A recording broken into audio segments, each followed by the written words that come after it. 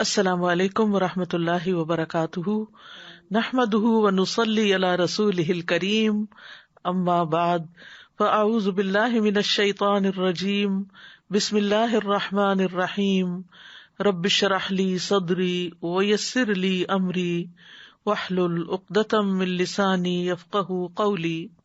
وَكُلُوا مِمَّا رَزَقَكُمُ اللَّهُ حَلَالًا طَيِّبًا وَاتَّقُوا اللَّهَ الَّذِي أَنتُم بِهِ مُؤْمِنُونَ۔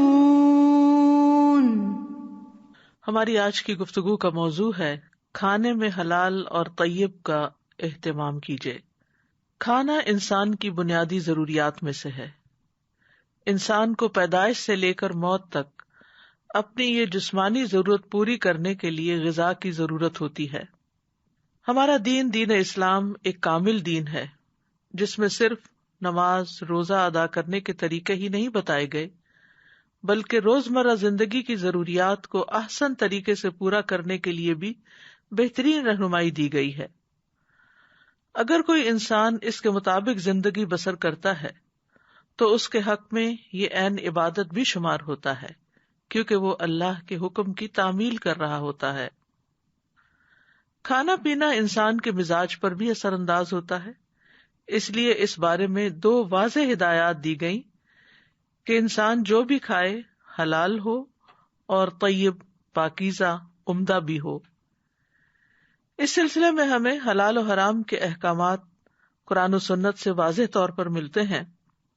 نہ صرف یہ کہ کھائی جانے والی چیز حلال ہو، بلکہ جس مال سے کھانا خریدا جائے اس کا بھی حلال ہونا ضروری ہے۔ حقیقت یہ ہے کہ مومن اصول اور ضابطے کی رسی میں بندھا ہوتا ہے، اپنی خواہش اور رائے کی بجائے اللہ اور رسول کے بتائے ہوئے احکامات اور ہدایات پر چلتا ہے اور اس پابندی میں خوشی محسوس کرتا ہے۔ انسان کی کامیابی بھی اسی میں ہے کہ وہ اپنی آزادی کو اصول و ضابطے کا پابند بنائے، حلال و حرام میں تمیز کرے، جن چیزوں کی اجازت دی گئی انہیں بخوشی استعمال کرے، ان سے اپنے آپ کو روکے نہیں، خود ساختہ پابندیاں اپنے اوپر نہ لگائے، اور جن چیزوں سے انسان کو منع کیا گیا ہے وہ ان سے اپنے آپ کو روک لے۔ یہی عبادت ہے، یہی اللہ کی فرما برداری ہے، اور اسی میں ایک مومن کی کامیابی ہے۔ تو آئیے دیکھتے ہیں کہ اس آیت میں ہمارے لیے کیا حکم ہے۔ وَكُلُوا مِمَّا رَزَقَكُمُ اللَّهُ حَلَالًا طَيِّبًا وَاتَّقُوا اللَّهَ الَّذِي أَنتُم بِهِ مُؤْمِنُونَ۔ اور اللہ نے تمہیں جو کچھ دیا ہے اس میں سے حلال اور طیب کھاؤ، اور اس اللہ سے ڈرو جس پر تم ایمان رکھنے والے ہو۔ یہاں پر کلو کا لفظ جو ہے یہ امر کا صیغہ ہے، جس کا ایک معنی کہ کھاؤ، یعنی ضرورت کے مطابق کھاؤ اور بھوکے رہ کر اپنے آپ کو قتل نہ کرو۔ تو یہ وجوب کا معنی بھی دیتا ہے اور مستحب کا معنی بھی۔ تو جب زندہ رہنے کے لیے کھانے کی ضرورت ہو تو اس وقت کھانا واجب ہے، اور جس وقت انسان محتاج تو ہو لیکن کھانے کی ضرورت نہ ہو اس وقت کھانا مستحب ہے، اور جو نہ ہی محتاج ہو نہ ہی مجبور ہو تو اس وقت اس کے لیے یہ حکم مباح حکم ہے کہ کھاؤ پیو۔ ایک اور جگہ پر بھی آتا ہے کلوا واشربوا ولا تسرفوا، کھاؤ اور پیو لیکن اسراف مت کرو۔ مما رزقکم اللہ، اس میں سے جو اللہ نے تمہیں رزق دیا ہے، یعنی اللہ سبحانہ تعالیٰ نے جو بھی ہمارے لیے چیزیں پیدا کی، اگائیں، یا جن بھی مختلف ذرائع سے کھانے کی چیزیں آتی ہیں وہ اگر دیکھا جائے تو سب اللہ ہی کا دیا ہوا ہے، اور پھر اللہ سبحانہ تعالیٰ ہمیں رزق دیتا ہے جس سے ہم کھانا خریدتے ہیں یا اس کو استعمال کرتے ہیں، تو اللہ کی طرف اس کی نسبت جاتی ہے کہ تمہیں پیدا بھی اللہ نے کیا ہے اور تمہیں کھلاتا بھی وہی ہے۔ لیکن جب ہمیں کھانے کا کہا گیا تو 2 شرائط بھی لگا دی گئی کہ حلالا طیبا، حلال ہو اور طیب ہو، یعنی اللہ کے اس رزق میں سے کھاؤ جو اللہ تعالیٰ نے ان اسباب کے ذریعے سے تمہاری طرف بھیجا ہے جو تمہیں میسر ہیں، بشرطے کہ یہ رزق حلال ہو، چوری یا غصب شدہ مال سے حاصل نہ کیا گیا ہو، کسی پر ظلم کر کے حاصل نہ کیا گیا ہو، اور اسی طرح جیسے گوشت وغیرہ ہے تو وہ حلال ہو، اور بھی جہاں جہاں حلال اور حرام کی تمیز بتائی گئی اس کو مد نظر رکھتے ہوئے ہی کھایا جائے. اسی طرح یہ ہے کہ طیب بھی ہو. طیب کا ایک معنی پاک ہوتا ہے، یعنی اس کے اندر کوئی ناپاکی اور خباثت نہ ہو، گندگی نہ ہو، گلا سڑا نہ ہو. تو اس طرح درندے اور دیگر ناپاک چیزیں جو ہیں وہ اس دائرے سے نکل جاتی ہیں. اسی طرح طیب کا یہ معنی ہے کہ وہ کھاتے وقت انسان کے اوپر ناگوار نہ ہو، یعنی انسان خوش دلی سے کھائے، ہنی ام مریعہ ہو کر کھائے، یعنی مزے سے کھائے اور خوشگوار سمجھ کر کھائے. یعنی تقویٰ کا تقاضا یہ نہیں ہے کہ انسان کڑوے کسیلے کھانے کھائے یا بدمزہ کھانے کھائے، بلکہ صحیح طور پر پکا ہوا ہو، اس میں اللہ تعالیٰ نے جو بھی غذائیت رکھی ہے وہ بھی ہو، خوشبودار بھی ہو، ذائقے میں بھی اچھا ہو.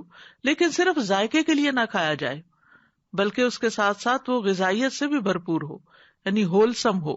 تو حلال میں وہ چیزیں آ گئیں جن کے کھانے کی اللہ نے اجازت دی، اور طیب میں وہ چیزیں آ گئیں جو انسان کے حواس کو لذیذ لگتی ہیں، جن کے رنگ، ذائقہ، خوشبو اچھا ہوتا ہے، نفس کے لیے خوشگوار ہوتا ہے. اور پھر یہ کہ پاکیزہ ذرائع سے یہ چیزیں حاصل کی جائیں، اور اتنا حاصل کیا جائے جتنا جائز ہو، اس جگہ سے حاصل کیا جائے جو جائز ہو. اسی طرح کا کھانا دنیا اور آخرت میں طیب ہوگا، اور اس سے نہ تو بدہضمی ہوگی اور نہ ہی انسان پر بوجھل پن ہوگا. ورنہ اگر دنیا میں کوئی کھانا لذیذ بھی ہے لیکن اگر حرام ذریعے سے کمایا گیا ہے تو وہ آخرت میں طیب نہیں ہوگا، انسان کو اس کا خمیازہ بھگتنا ہوگا. تو حلالا طیبا، اس سلسلے میں ہمیں قرآن مجید میں ایک اصحاب کہف کی کہانی بھی ملتی ہے، جس میں چند نوجوان مومن بچے جو تھے انہوں نے اپنی قوم کے دین کو چھوڑ کر ایک غار کی طرف پناہ لی. 300 سے زائد سال تک وہاں پر اس میں انہوں نے قیام کیا. جب وہاں سو کر اٹھے، اللہ سبحانہ تعالیٰ نے ان کو اٹھایا، اور جب سو کر اٹھے تو ان میں سے ایک نے کہا کہ کرنسی لے کر جاؤ اور جا کر کھانا لاؤ، اور کھانا وہ ہو فَلْيَنْظُرْ أَيُّهَا أَزْكَىٰ طَعَامًا، کہ جو پاکیزہ ہو. اس میں طیب کا لفظ نہیں آتا، اس میں ازکا کا آتا ہے، جس میں حلال اور طیب دونوں ہی شامل ہو جاتے ہیں. وَلْيَتَلَطَّفْ، اور چاہیے کہ اس معاملے میں باریک بینی سے کام لے، یعنی خوب چھان پٹک کے لائے، حرام چیز نہ ہو، نقصان دینے والی چیز نہ ہو. تو بہرحال حلال بھی ہو اور طیب بھی ہو، یہ کھانے کی دو شرائط ہیں کہ پاکیزہ کمائی سے ہو، اور جن چیزوں کو اللہ نے حلال قرار دیا ہے ان کو کھایا جائے. بدن اور عقل کو نقصان دینے والا کھانا نہ ہو، یعنی ایسی چیزیں کھائی جائیں کہ جس سے انسان کو اسٹرینتھ ملے، قوت ملے، اور اس کے لیے نقصان دہ نہ ہو. کیونکہ مختلف لوگوں کی ضروریات مختلف ہوتی ہیں، یعنی سب لوگوں کو ایک ہی چیز سوٹ نہیں کرتی. اگر کسی کو کوئی چیز ناموافق آتی ہے یا اس کو اس سے الرجی ہے تو اس کو وہ کھانا کھانے سے پرہیز کرنا چاہیے، کیونکہ اگر وہ صرف پسند کا ہونے کی وجہ سے کھاتا رہے گا تو وہ اس کے لیے وبال جان ہوگا، صحت کو نقصان دینے والا ہوگا، اپنی ذات کے ساتھ ظلم ہوگا، اور بعض اوقات تو موت کا سبب بھی بن جاتا ہے. ابن عاشور کہتے ہیں کہ مجھے ظاہر ہوتا ہے کہ اللہ نے کھانوں کے جائز ہونے کو طیب کی صفت کے ساتھ جوڑا ہے، تو اس بات میں کوئی شک نہیں کہ کھانے میں طیب کی صفت کو ملحوظ رکھا جائے گا. وہ اس طرح کہ وہ کھانا نقصان پہنچانے والا اور قابل نفرت اور دین کے مخالف نہ ہو. اور ان تمام صفات کے جمع ہونے کی علامت یہ ہے کہ دین نے اس کھانے کو حرام نہ ٹھہرایا ہو. پھر اس کے بعد آپ دیکھیے کہ آیت میں کھانے کا حکم دینے کے بعد تقویٰ کا حکم دیا گیا ہے. وَاتَّقُوا اللَّهَ الَّذِي أَنْتُمْ بِهِ مُؤْمِنُونَ، یعنی کھاؤ پیو لیکن تقویٰ اختیار کرو. اور تقویٰ جیسا کہ آپ جانتے ہیں کہ اللہ تعالیٰ کے احکامات کی تعمیل کرنا، اور جن چیزوں سے اللہ سبحانہ تعالیٰ نے روکا ہے ان سے رک جانا ہے. تو حقیقی ایمان تقویٰ کا تقاضا کرتا ہے. اگر کوئی کہے کہ وہ مومن ہے لیکن اللہ سے نہ ڈرتا ہو، یا اس کا ایمان جو ہے وہ ناقص ہو، تو ایسا شخص پھر متقی نہیں کہلا سکتا.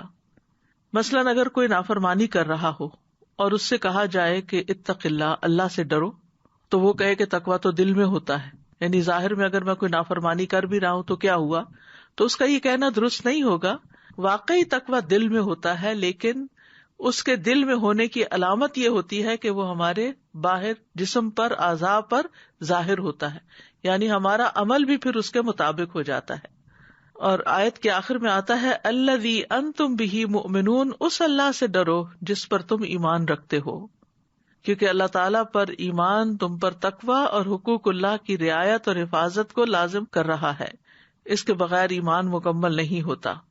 تو حقیقت یہ ہے کہ ایک مومن اور غیر مومن کے طریقہ زندگی میں فرق ہوتا ہے۔ مومن کی زندگی، مسلمان کی زندگی حلال و حرام کے بارے میں صحیح ضابطوں اور قاعدوں کی پابند ہوتی ہے۔ پس حلال وہی ہے جسے اللہ اور اس کا رسول حلال ٹھہرائے، حرام وہ ہے جسے اللہ اور اس کا رسول حرام ٹھہرائے، خواہ اس کا نفس اس کی طرف کتنا ہی میلان کیوں نہ رکھتا ہو۔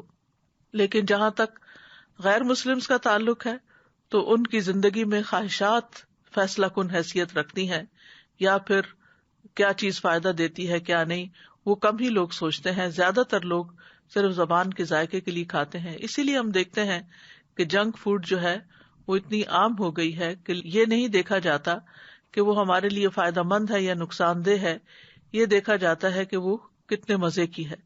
قرآن مجید کو اگر ہم مطالعہ کریں تو دیگر مقامات پر بھی ہمیں حلال اور طیب کھانے کی بات پتہ چلتی ہے۔ سورۃ النحل میں اللہ تعالیٰ فرماتے ہیں فَكُلُوا مِمَّا رَزَقَكُمُ اللَّهُ حَلَالًا طَيِّبًا وَاشْكُرُوا نِعْمَتَ اللَّهِ إِن كُنتُمْ إِيَّاهُ تَعْبُدُونَ، پس اللہ نے جو تمہیں حلال اور پاکیزہ رزق دیا ہے وہی کھاؤ اگر واقعی تم اسی کی عبادت کرنے والے ہو، تو اللہ کی نعمت کا شکر ادا کرو۔ تو اس سے یہ پتہ چلتا ہے کہ عبادت صرف نماز پڑھنا یا حج کرنا یا زکوٰۃ دینا ہی نہیں ہے، بلکہ کھانے کے معاملے میں حلال اور پاکیزہ رزق کھانا اور کھا کر پھر شکر ادا کرنا، یہ عبادت ہے۔ یعنی اس پر بھی اسی طرح انسان کو اجر ملتا ہے جیسے اور احکامات کی پابندی کرنے کا اجر ملتا ہے۔ پھر اسی طرح قرآن مجید میں سورۃ البقرہ میں تمام انسانیت کو، تمام لوگوں کو حلال اور طیب کھانے کی دعوت دی گئی ہے۔ فرمایا یا ایھا الناس کلوا مما فی الارض حلالا طیبا ولا تتبعوا خطوات الشیطان انہ لکم عدو مبین، اے لوگو ان چیزوں میں سے جو زمین میں ہے حلال پاکیزہ کھاؤ اور شیطان کے قدموں کی پیروی مت کرو، بے شک وہ تمہارا کھلا دشمن ہے۔ یعنی شیطان اصل میں انسان کے پاس اس راستے سے آتا ہے جو اس کے لیے آسان ہوتا ہے۔ کھانا پینا اور اچھا کھانا پینا انسان کی ایک کمزوری ہے، اسی لیے کھانے کی ضرورت نہ بھی ہو تو انسان کو کوئی کھانے کی دعوت دے تو وہ قبول کر لیتا ہے۔ تو شیطان نے اس راستے سے انسان کو ورغلانے کی کوشش کی ہے، کیونکہ جب انسان ایک حرام لقمہ کھا لیتا ہے تو پھر اس کے لیے اللہ کی نافرمانی کرنا اور بھی آسان ہو جاتا ہے۔ تو بہرحال شیطان اس معاملے میں بھی انسان کو بہکاتا ہے، بلکہ اگر آپ دیکھیں تو آدم اور حوا علیہ السلام کا پہلا ٹیسٹ جو تھا، پہلا امتحان، وہ کھانے کے راستے سے ہی ہوا تھا کہ اللہ سبحانہ تعالیٰ نے جس درخت سے کھانے سے روکا تھا اس نے بہلا پھسلا کر ان کو اسی کا پھل کھلا دیا۔ تو اس لیے دنیا میں بھی شیطان ہمیں وہ چیزیں کھانے کی طرف رغبت دلاتا ہے، وسوسے ڈالتا ہے کہ جو ہمارے لیے نقصان دہ ہوتی ہیں۔ پھر اسی طرح حلال اور غیر حلال اور پاک اور ناپاک برابر نہیں ہوتے۔ سورۃ المائدہ میں اللہ تعالیٰ فرماتے ہیں قُل لَا يَسْتَوِي الْخَبِيثُ وَالطَّيِّبُ وَلَوْ أَعْجَبَكَ كَثْرَةُ الْخَبِيثِ فَاتَّقُوا اللَّهَ يَا أُولِي الْأَلْبَابِ لَعَلَّكُمْ تُفْلِحُونَ، کہہ دیجئے ناپاک اور پاک برابر نہیں، خواہ ناپاک کی کثرت تمہیں تعجب میں ڈالے، بس اللہ سے ڈرو اے عقل والو تاکہ تم فلاح پاؤ۔ تو اس سے یہ پتہ چلتا ہے کہ پاک اور ناپاک میں تمیز کرنے والا دراصل تقوی والا ہی ہوتا ہے، اور پھر تقوی اختیار کر کے انسان کامیاب ہو سکتا ہے۔ پھر اسی طرح اگر کوئی طیب غذا نہیں کھاتا تو اس پر اللہ کی ناراضگی ہوتی ہے۔ قرآن مجید میں آتا ہے کلوا من طیبات ما رزقناکم ولا تطغوا فیہ فیحل علیکم غضبی ومن یحلل علیہ غضبی فقد ھوی، کھاؤ ان پاکیزہ چیزوں میں سے جو ہم نے تمہیں دی ہیں اور ان میں حد سے نہ بڑھو، ورنہ تم پر میرا غضب اترے گا، اور جس پر میرا غضب اترا تو یقیناً وہ ہلاک ہو گیا۔ بہرحال اللہ سبحانہ تعالیٰ نے تمام پاکیزہ چیزیں حلال کی ہیں۔ قرآن مجید میں آتا ہے کہ لوگ پوچھتے ہیں کہ ان کے لیے کیا حلال کیا گیا، تو کہہ دیجئے کہ تمام پاکیزہ چیزیں ان کے لیے حلال ہیں، لیکن ساری پاکیزہ چیزوں کو چھوڑ کر اگر انسان سرکشی اختیار کرتا ہے اور حلال کے دائرے سے باہر نکل جاتا ہے، پاکیزہ کے دائرے سے باہر نکل جاتا ہے، تو پھر وہ رب کی ناراضگی کو مول لیتا ہے۔ پھر اسی طرح یہ ہے کہ ہمیں اپنے اوپر پاکیزہ چیزوں کو حرام نہیں کرنا چاہیے، تقویٰ کا مظاہرہ کرتے ہوئے یا زہد کا یا تزکیہ نفس کے لیے، کیونکہ جو چیز اللہ نے حلال کی ہے اس کو حلال ہی رکھنا چاہیے، اس کو اپنے اوپر اپنی منمانی سے حرام نہیں کرنا چاہیے، الا یہ کہ وہ ہمیں نقصان دینے والی ہو، ہمارے مزاج کے موافق نہ ہو یا ہماری بیماری میں اضافہ کرتی ہو، کیونکہ بیمار کے احکام بہرحال عام انسانوں سے مختلف ہوتے ہیں۔ فرمایا یا ایھا الذین آمنوا لا تحرموا طیبات ما احل اللہ لکم ولا تعتدوا ان اللہ لا يحب المعتدین، اے لوگو جو ایمان لائے ہو وہ پاکیزہ چیزیں حرام مت ٹھہراؤ جو اللہ نے تمہارے لیے حلال کی ہیں، اور حد سے نہ بڑھو، بے شک اللہ حد سے بڑھنے والوں سے محبت نہیں کرتا۔ پھر ہم احادیث میں دیکھتے ہیں کہ تمام رسولوں اور اہل ایمان کو طیب کھانے کا حکم دیا گیا۔ ابو ہریرہ کہتے ہیں کہ رسول اللہ صلی اللہ علیہ وسلم نے فرمایا، بے شک اللہ پاک ہے اور پاک ہی قبول کرتا ہے، اور بے شک اللہ نے مومنین کو بھی وہی حکم دیا جو اس نے رسولوں کو دیا۔ بس اللہ تعالیٰ نے فرمایا یا ایھا الرسل کلوا من الطیبات واعملوا صالحا، اور اللہ تعالیٰ نے فرمایا یا ایھا الذین آمنوا کلوا من طیبات ما رزقناکم، یعنی رسولوں کو بھی طیبات کھانے کا حکم دیا اور مومنوں کو بھی۔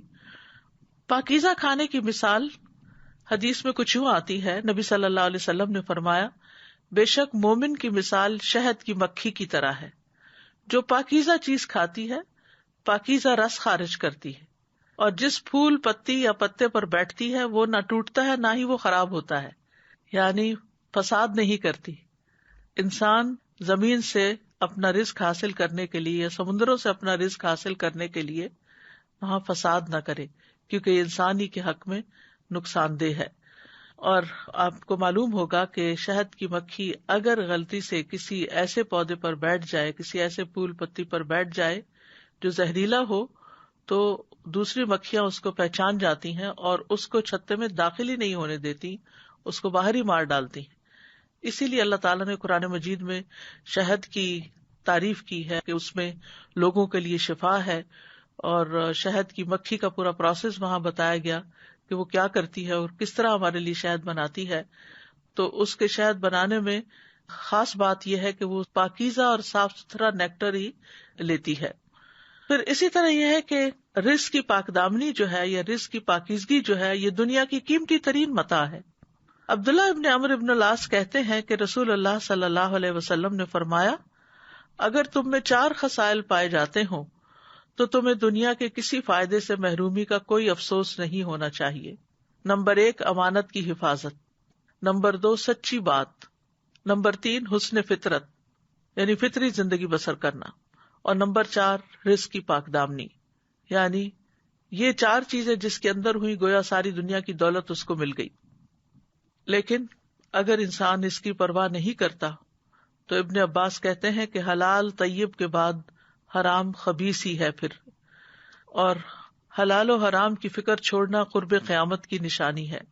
ابو ہریرہ کہتے ہیں کہ نبی صلی اللہ علیہ وسلم نے فرمایا، لوگوں پر ایسا زمانہ آئے گا جب آدمی اس بات کی پرواہ نہیں کرے گا کہ حلال یا حرام کس ذریعے سے اس نے مال کمایا، کہاں سے حاصل کیا، اور مال کا ایک بڑا حصہ کھانے پر استعمال ہوتا ہے، لہٰذا اگر وہ حرام ذرائع سے مال کماتا ہے تو جو کھاتا ہے وہ بھی حرام میں ہی جاتا ہے۔ اور شیطان جو ہے اس کا خاص کام یہی ہے کہ حلال و حرام میں بندوں کو گمراہ کرے۔ رسول اللہ صلی اللہ علیہ وسلم نے ایک دن اپنے خطبے میں ارشاد فرمایا، سنو، بے شک میرے رب نے مجھے یہ حکم دیا ہے کہ میں تم لوگوں کو وہ باتیں سکھا دوں کہ جن باتوں سے تم لا علم ہو۔ میرے رب نے آج کے دن مجھے وہ باتیں سکھا دی ہیں۔ میں نے اپنے بندوں کو جو مال دیا ہے وہ اس کے لیے حلال ہے، اور میں نے اپنے سب بندوں کو حق کی طرف رجوع کرنے والا پیدا کیا ہے، لیکن شیاطین ان کے پاس آ کر انہیں ان کے دین سے بہکا دیتے ہیں۔ میں نے ان کے لیے جن چیزوں کو حلال کیا ہے وہ ان کے لیے حرام قرار دے دیتے ہیں، اور وہ ان کو ایسی چیزوں کو میرے ساتھ شریک کرنے کا حکم دیتے ہیں جس کی کوئی دلیل میں نے نازل نہیں کی۔ یعنی یہ شیطان کا طریقہ کار ہے کہ جن چیزوں کا اللہ نے حکم دیا ہے ان سے کسی نہ کسی طرح پھیر دیتے ہیں، اور جن چیزوں سے منع کیا ہے اس کی طرف خواہشات ڈال کے لے جاتے ہیں۔ پھر اسی طرح یہ ہے کہ رسول اللہ صلی اللہ علیہ وسلم کی زندگی کے بارے میں ہم دیکھتے ہیں کہ آپ حلال اور طیب کھانے کا بھرپور خیال رکھا کرتے تھے۔ ام عبداللہ جو شداد بن اوس کی بہن تھی، انہوں نے افطاری کے وقت نبی صلی اللہ علیہ وسلم کی طرف دودھ کا ایک پیالہ بھیجا، اور وہ لمبا اور سخت گرمی کا دن تھا، لیکن آپ نے اس قاصد کو واپس بھیج دیا اور فرمایا پوچھ کر آؤ تم نے یہ دودھ کہاں سے لیا تھا؟ اس نے جواب بھیجا کہ میری اپنی بکری کا دودھ ہے۔ اس پر آپ نے قاصد کو دوبارہ واپس کر دیا، فرمایا پوچھ کے آؤ کہ بکری کہاں سے لی تھی؟ اس نے کہا میں نے اپنے مال کے عوض خریدی ہے۔ تو آپ صلی اللہ علیہ وسلم نے وہ دودھ پی لیا۔ دوسرے دن ام عبداللہ جن کی وہ بکری تھی خود رسول اللہ صلی اللہ علیہ وسلم کے پاس پہنچ گئیں، کہنے لگی اللہ کے رسول، میں نے طویل دن اور سخت گرمی کی وجہ سے آپ کا خیال رکھتے ہوئے کل دودھ کا پیالہ بھیجا تھا، لیکن آپ نے میرے قاصد کو میری طرف واپس پلٹا دیا۔ تو رسول اللہ صلی اللہ علیہ وسلم نے فرمایا مجھ سے قبل رسولوں کو یہی حکم دیا گیا تھا کہ وہ طیب چیز کھائیں اور صرف نیک عمل کریں۔ تو اس سے طیب کے بارے میں یہ بھی پتہ چلتا ہے کہ وہ حلال ذریعے سے بھی حاصل کی گئی ہو، یعنی ایک تو حلال بذات خود حلال ہے، اور طیب میں بھی یہ کانسیپٹ پایا جاتا ہے کہ سورس بھی پاکیزہ ہو۔ اسی طرح ایک اور روایت ملتی ہے کہ ایک انصاری آدمی کہتے ہیں کہ ہم رسول اللہ صلی اللہ علیہ وسلم کے ساتھ ایک جنازے میں گئے، جب آپ واپس ہوئے تو ایک عورت کی طرف سے آپ کو کھانے کی دعوت ملی، آپ اس کے ہاں تشریف لے آئے، کھانا پیش کیا گیا تو آپ نے اپنا ہاتھ بڑھایا، پھر لوگوں نے بھی اپنے ہاتھ بڑھائے اور کھانے لگے۔ ہم بڑوں نے دیکھا کہ رسول اللہ صلی اللہ علیہ وسلم ایک ہی لقمہ اپنے منہ میں گھمائے جا رہے ہیں مگر نگل نہیں رہے۔ پھر آپ نے فرمایا میں محسوس کرتا ہوں یہ گوشت ایسی بکری کا ہے جسے اس کے مالک کی اجازت کے بغیر لیا گیا ہے۔ ایک تو نبی صلی اللہ علیہ وسلم پر وحی آتی تھی، اور دوسرے یہ ہے کہ جس کا دل صاف ہو، جس کا دل شفاف ہو، اللہ سبحانہ و تعالیٰ اس پر بعض اوقات ایسے سے الہام کر دیتا ہے کہ جو عام بندوں کو سمجھ میں نہیں آتے، یعنی انہیں بہت ساری ایسی چیزیں بھی محسوس ہو جاتی ہیں جو درست نہیں ہوتی۔ بہرحال اس عورت کو بلوایا گیا، اس نے پیغام بھیجا اللہ کے رسول، میں نے بقیع کی طرف آدمی بھیجا کہ میرے لیے بکری خرید لائے لیکن نہیں ملی۔ پھر میں نے اپنے ہمسائے کی طرف بھیجا جس نے ایک بکری خریدی تھی، تو میں نے کہا کہ اسی قیمت پر بکری مجھے دے دو، لیکن اس نے بھی نہیں دی۔ تب میں نے اس آدمی کی بیوی کو کہلا بھیجا تو اس نے مجھے دے دی، یعنی مالک نے نہیں دی تو بیوی نے دے دی۔ اس پر رسول اللہ صلی اللہ علیہ وسلم نے فرمایا یہ کھانا قیدیوں کو کھلا دو، یعنی آپ نے نہیں کھایا اور اپنے صحابہ کو بھی کھانے نہیں دیا۔ اسی طرح صحابہ بھی حلال اور حرام کا خیال رکھا کرتے تھے۔ حضرت عائشہ کہتی ہیں ابو بکر رضی اللہ عنہ کا ایک غلام تھا جو روزانہ انہیں خراج دیا کرتا تھا، یعنی کچھ کمائی کر کے لاتا تھا تو وہ ان کو دیتا، اور ابو بکر رضی اللہ عنہ اسی خراج میں سے کھایا کرتے تھے، کیونکہ غلام کے ذریعے کمائی کروانا جو ہے وہ حلال آمدنی میں شمار ہوتا ہے۔ پھر ایک دن وہ غلام کوئی چیز لایا تو ابو بکر رضی اللہ عنہ نے اس میں سے بھی کھا لیا۔ پھر غلام نے ان سے کہا آپ کو معلوم ہے یہ کیا ہے؟ تو ابو بکر رضی اللہ عنہ نے دریافت کیا کہ کیا ہے؟ اس نے کہا میں نے زمانہ جاہلیت میں ایک شخص کے لیے کہانت کی تھی، حالانکہ مجھے کہانت آتی نہیں تھی، میں نے اسے صرف دھوکہ دیا تھا، لیکن وہ مجھے مل گیا اور اس نے اس کی اجرت میں مجھے یہ چیز دی تھی جسے آپ نے کھایا۔ ابو بکر رضی اللہ عنہ نے یہ سنتے ہی اپنا ہاتھ منہ میں ڈالا اور اپنے پیٹ کی تمام چیزیں قے کر کے نکال دی، یعنی اس قدر سینسیٹیو تھے حلال و حرام کے بارے میں۔ اسی طرح سلف صالحین بھی حلال و حرام کا خیال رکھتے تھے۔ احمد بن حفص کہتے ہیں میں امام بخاری کے والد ابو الحسن اسماعیل کے پاس ان کی وفات کے وقت حاضر ہوا۔ انہوں نے کہا میں اپنے مال میں 1 درہم بھی حرام کا نہیں پاتا، اور نہ ہی 1 درہم مشتبہ پاتا ہوں، یعنی کسی شک و شبہ والا بھی نہیں پاتا۔ تو حقیقت یہ ہے کہ جو پاکیزہ لوگ ہوتے ہیں، پاکیزہ نفس ہوتے ہیں، وہ پاکیزہ چیز ہی پسند کرتے ہیں۔ مومن کے اندر کا جو ایمان ہے اس کو ظاہر میں بھی پاکیزگی اختیار کرنے کا حکم دیتا ہے، اور اسی طرح وہ اس کے دل کا بھی مسلسل تزکیہ کرتا رہتا ہے۔ تو پاک انسان سے پاک چیز ہی مناسبت رکھتی ہے، اور وہ پاکیزہ چیز کے ساتھ ہی راضی ہوتا ہے۔ اسے پاکیزہ چیز سے ہی سکون ملتا ہے، اس کا دل اس کے بغیر مطمئن نہیں ہوتا، اس کو پاکیزہ کلمات ہی کی توفیق دی جاتی ہے اور وہ کلمات اللہ کی طرف چڑھ کر جاتے ہیں۔ وہ پاکیزہ اعمال سے انس رکھتا ہے، اس کے اخلاق بھی بہت پاکیزہ اور عمدہ ہوتے ہیں، یعنی زبان بھی اچھی ہوتی ہے، گالی گلوچ وغیرہ نہیں کرتا، کوئی تان و تشنیع اور گھٹیا گفتگو اور لغو باتیں نہیں کرتا، اور وہ کھانے کی چیزوں میں سے بھی بہت پاکیزہ کو چنتا ہے، یعنی ایسا حلال کھانا جو خوشگوار اور آسانی سے ہضم ہونے والا ہو، جو کہ جسم اور روح کو اچھی غذا پہنچاتا ہے، تو اس کی روح پاک ہوتی ہے، اس کا جسم پاک ہوتا ہے، اس کا اخلاق پاکیزہ ہوتا ہے، اس کا عمل پاکیزہ ہوتا ہے، اس کی گفتگو پاک ہوتی ہے، اس کا کھانا پاک ہوتا ہے، اس کا پینا پاک ہوتا ہے، اس کا داخل ہونا اور نکلنا پاک ہوتا ہے، یعنی کسی جگہ پر جائے اور کہیں سے نکلے تو ہر چیز میں اس کے پاکیزگی ہوتی ہے۔ تو اس لیے یہ ہمارے لیے بھی ایک بہترین مثال ہے کہ ہم اپنی زندگی میں پاکیزگی کو اپنائیں، وہ تمام چیزیں جو ظاہر میں ہیں اور وہ تمام چیزیں جو چھپی ہوئی ہیں، باطن میں ہیں۔ اب یہ ہے کہ اگر کوئی شخص حلال اور طیب کھاتا ہے تو اس کو فائدہ کیا حاصل ہوتا ہے؟ نعمان بن بشیر کہتے ہیں کہ رسول اللہ صلی اللہ علیہ وسلم نے فرمایا، اپنے اور حرام کے درمیان کسی حلال چیز کو آڑ بنائے رکھو، یعنی بیچ میں حلال رکھو تاکہ حرام تک جانا ہی نہ پڑے۔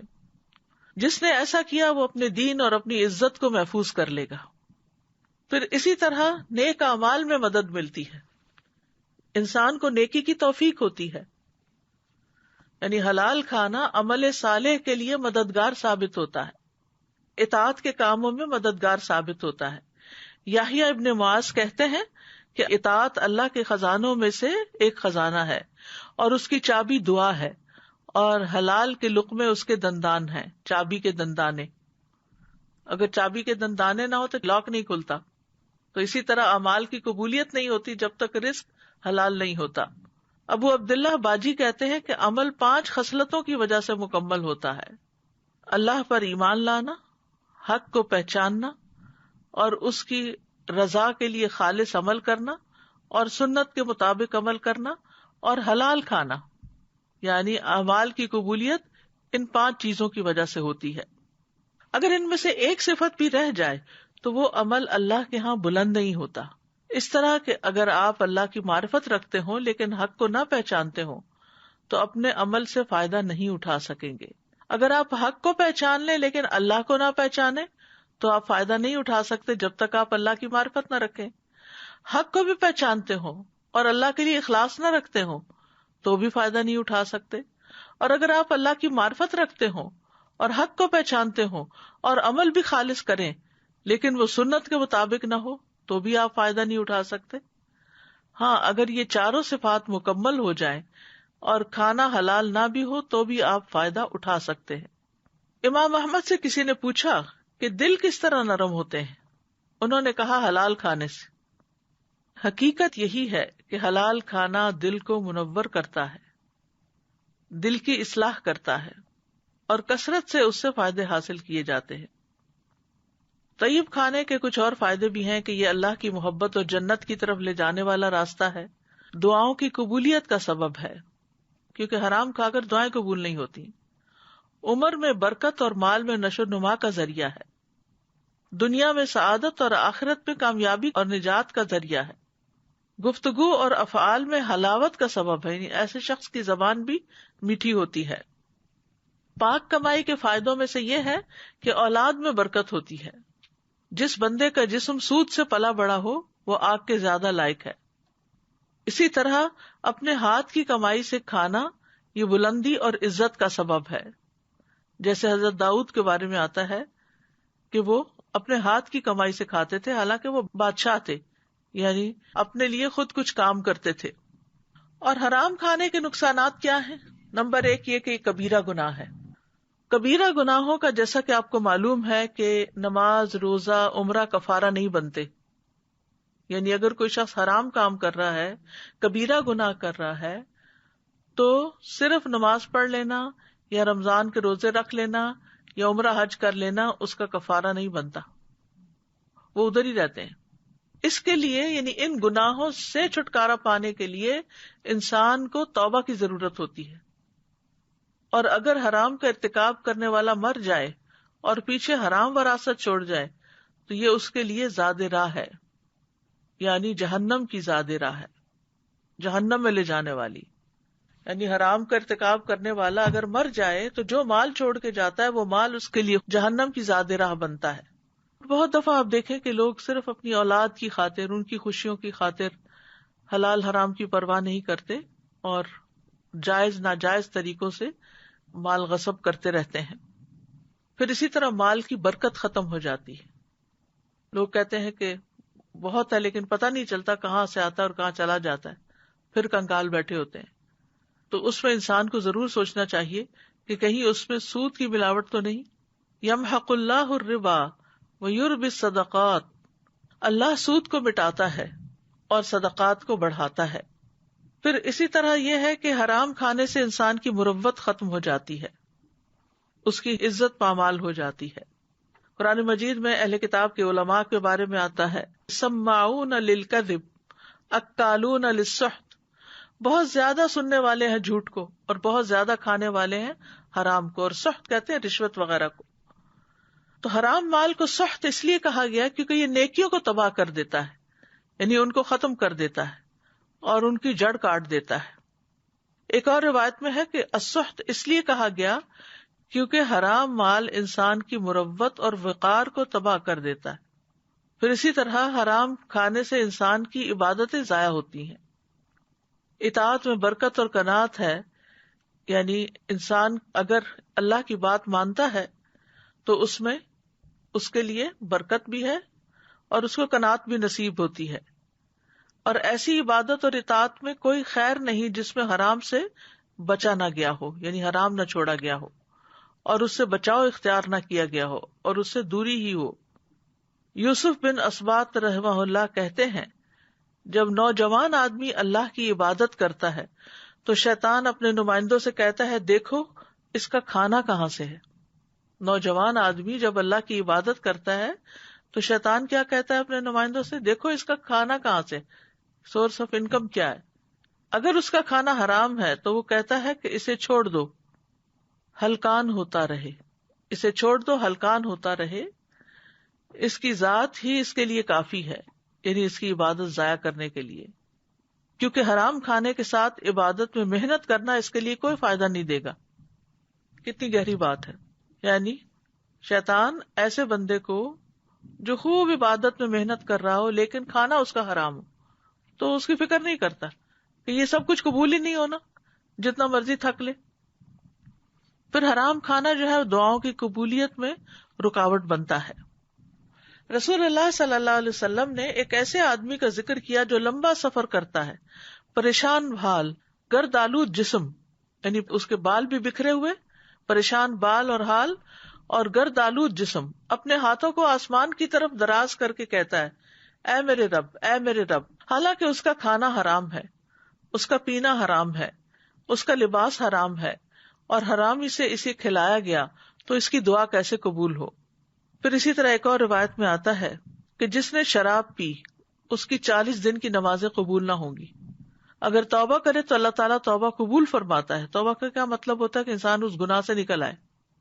پھر اگر نفس کی خواہش کی وجہ سے انسان دوبارہ شراب پی لیتا ہے تو اس کی 40 دن کی نمازیں قبول نہیں ہوتی. اور اگر توبہ کرتا ہے تو اللہ تعالیٰ توبہ قبول کر لیتا ہے.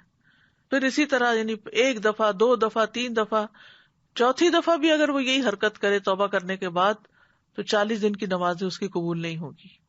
کتنا بڑا نقصان ہے. بعض لوگ ہوتے ہیں نا کہ نماز پڑھتے ہیں، صدقہ خیرات کرتے ہیں، لیکن ساتھ ساتھ حرام کام بھی کرتے رہتے ہیں. تو وہ جو حرام کام ہے وہ جو باقی عبادات ہیں ان کو بھی نقصان پہنچاتے ہیں، جیسے اس حدیث سے پتہ چلتا ہے.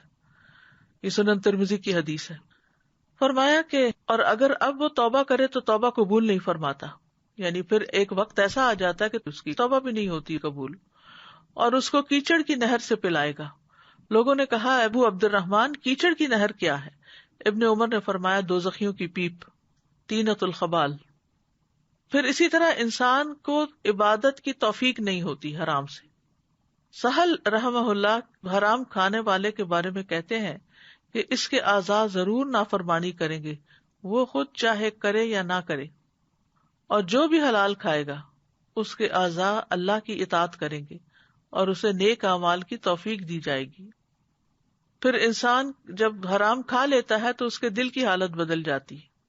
بعض سلف صالحین کہتے ہیں کہ کبھی بندہ ایک کھانا کھا لیتا ہے پھر اس سے اس کا دل الٹ پلٹ ہو جاتا ہے، تو اس کے دل میں کچھ ایسا گھس جاتا ہے جیسے چمڑے میں کچھ گھس جاتا ہے، اور پھر وہ اپنی پہلی حالت پر کبھی واپس نہیں لوٹتا. یعنی دل جو ہے وہ میلا ہو جاتا ہے اور اس کا پھر دل نیکی کے کاموں میں نہیں لگتا، دل پر زنگ لگ جاتا ہے. حرام اور مشتبہ کھانے سے دل پہ زنگ چڑھتا ہے اور وہ تاریک ہوتا ہے. یہ چیز دلوں کو سخت بناتی ہے. ہر حرام کھانا دعا کی قبولیت کی رکاوٹوں میں سے ایک رکاوٹ ہے. پھر جو شخص ایک بھی حرام لقمہ کھائے اس کے بارے میں آتا ہے نبی صلی اللہ علیہ وسلم نے فرمایا جس نے کسی مسلمان کا ناحق ایک لقمہ بھی کھایا تو بے شک اللہ تعالیٰ اسے اتنا ہی جہنم کا کھانا کھلائیں گے، اور جس نے کسی مسلمان کا ناحق کپڑا پہنا تو بے شک اللہ تعالیٰ اسی کی مانند اسے جہنم کا کپڑا پہنائیں گے. اور جو کوئی کسی مسلمان کے ساتھ دکھلاوے کی جگہ پر کھڑا ہوا، یعنی ریاکاری وغیرہ کرنے کے لیے، قیامت کے دن اس کے دکھلاوے کے مقام پر اس کو کھڑا کیا جائے گا. یعنی قیامت کے دن اس کو سب کے سامنے اس کی بے عزتی ایک طرح سے ہوگی کہ یہ ہے وہ شخص جو دکھاوے کے کام کرتا تھا. پھر ایک اور حدیث میں تو اس سے بھی سخت وارننگ دی گئی ہے کہ جنت بھی حرام ہو سکتی ہے اگر انسان حرام کھانے سے پرہیز نہیں کرتا. ابو بکر صدیق رضی اللہ عنہ سے روایت ہے کہ رسول اللہ صلی اللہ علیہ وسلم نے فرمایا حرام مال سے پلا ہوا جسم جنت میں نہیں جائے گا اور الٹیمیٹلی جنت سے محرومی بھی ہو سکتی ہے. کعب بن عجرہ کہتے ہیں کہ نبی صلی اللہ علیہ وسلم نے فرمایا اے کعب بن عجرہ، وہ گوشت اور خون والا جنت میں داخل نہیں ہوگا جو سود پر پلا بڑا ہو، وہ جہنم کا زیادہ مستحق ہے. یعنی اگر کسی کی ٹوٹل آمدنی سود ہی ہے اور وہی کھاتا ہے اور اسی سے ہی وہ سارے کام چلاتا ہے تو اس سے جو گوشت بنتا ہے ایسا جسم جو ہے وہ جہنم کا زیادہ مستحق ہے. انسان کم کھا لے لیکن حلال کا کھائے.